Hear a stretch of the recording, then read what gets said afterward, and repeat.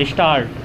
सर्वोच्च न्यायालय के कॉलेजियन ने न्यायमूर्ति पीडी दीनाकरण को सिक्किम उच्च न्यायालय के मुख्य न्यायाधीश के पद पर स्थानांतरित कर फिर एक बार न्यायपालिका की विश्वसनीयता पर प्रश्न चिन्ह लगा दिया है।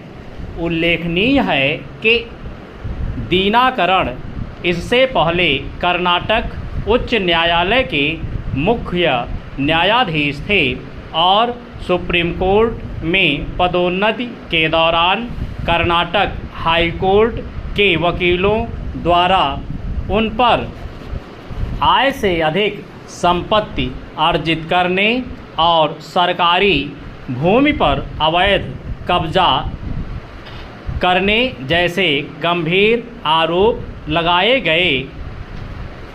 वकीलों ने इन आरोपों का ज्ञापन विगत सितंबर में सुप्रीम कोर्ट के प्रधान न्यायाधीश न्यायमूर्ति केजी बालकृष्णन, न्यायमूर्ति बीएन अग्रवाल, न्यायमूर्ति एचएस कपाड़िया, न्यायमूर्ति तरुण चटर्जी और न्यायमूर्ति कपूर को प्रेषित किया था।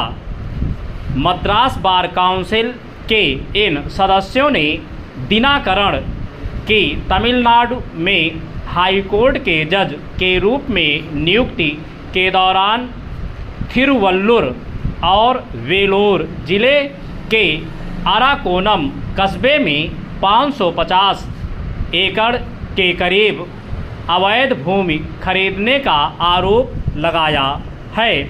यह भूमि न्यायमूर्ति दीनाकरण ने पत्नी, 2 बेटियों और 2 निकट संबंधियों के नाम से खरीदी थी।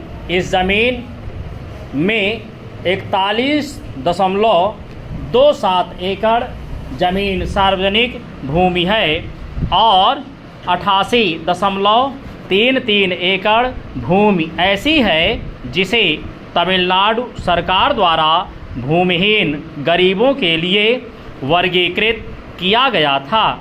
गौरतलब है कि न्यायमूर्ति दीनाकरण द्वारा गांव की इस ज़मीन पर कब्जा करने के बाद इसे गांव के लगभग 600 दलित परिवारों को राज्य सरकार के आदेशों के बावजूद ज़मीन नहीं मिल पाई।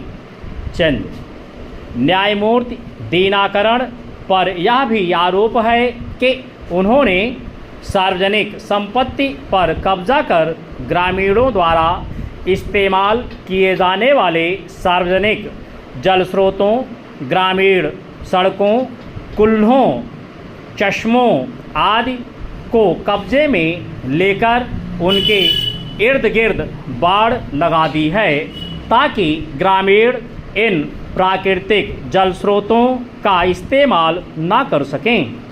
उन्होंने बाड़ लगाकर ग्रामीणों को गांव की सार्वजनिक संपत्ति के इस्तेमाल से रोक दिया है। इस कार्य के लिए उन पर अपने पद का दुरुपयोग करते हुए पुलिस बल के इस्तेमाल का भी आरोप है।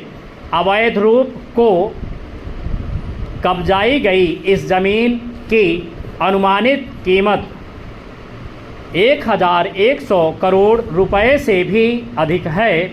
इतना ही नहीं, न्यायमूर्ति दीनाकरण पर कई मामलों में अनुचित न्यायिक आदेश देने का भी आरोप है। ये सारे आरोप इतने गंभीर हैं कि इन पर तुरंत कार्यवाही करनी चाहिए थी, पर कार्यवाही के बजाय उन्हें पदोन्नत करने का निर्णय लिया गया।